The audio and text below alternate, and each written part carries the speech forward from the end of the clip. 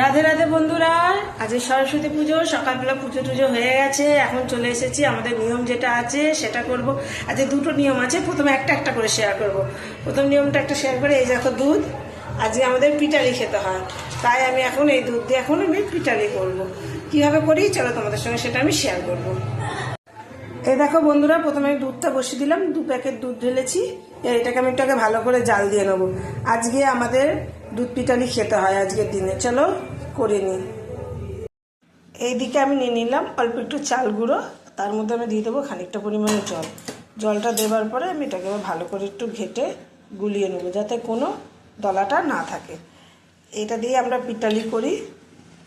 দুধটা যখন ঠিক এই পর্যায়ে হয়ে আসবে, আমি এক টুকরো এলাচ দানা দিয়ে দিলাম। এবার এটাকে আমি ভালো করে একটু নেড়ে নেবো। যে চালে গুলিয়ে রেখেছিলাম সেই চাল গুঁড়িটা দিয়ে দিলাম এখানে, দিয়ে এটাকে এবার আমি অনবরত নেড়ে যাব, নইলে আমার এটা জমাট বেঁধে যাবে। চালের গুঁড়োটা যখন পুরোপুরি মিশে যাবে, এই অবস্থায় আমি এখানে দিয়ে দেবো গুড়। তোমরা চাইলে চিনি ইউজ করতে পারো।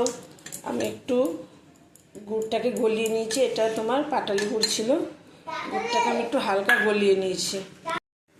এবার আমি এটা হাই ফ্লেমে দিয়ে ভালো করে একটু ফুটিয়ে নেব। ফুটিয়ে এটাকে আমি নামিয়ে দেবো, বেশি থকথকে করব না, কারণ পরে এটা যখন ঠান্ডা হবে এটার মধ্যে একটা ঘন ভাব চলে আসবে। সেই জন্য এটাকে আমি একটু পাতলা অবস্থাতেই রাখবো। চলো আমি ফুটিয়ে নিই, তারপর তোমাদেরকে দেখাচ্ছি আমি কতটা পাতলা রাখছি। ঠিক এরকম অবস্থাটা থাকবে। এই সময় আমরা এটাকে নামিয়ে ফেলবো। এটা গরম গরম মতো খেতে ভালো লাগবে না। যেই একটু ঠান্ডা ভাবটা আসবে, থকথকে ভাব বা ঘন ভাবটা চলে আসবে, তখন তোমরা খাও, দেখবে খুবই সুন্দর লাগে।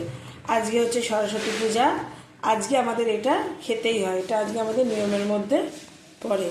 তাই যতই যাই হোক না কেন, আমাদের আজকের দিন দুধ পিঠালি বানাতেই হয়। চলো আজকে আসি, আবার অন্য কোনো দিন আসবো অন্য নতুন কোনো রেসিপি নিয়ে।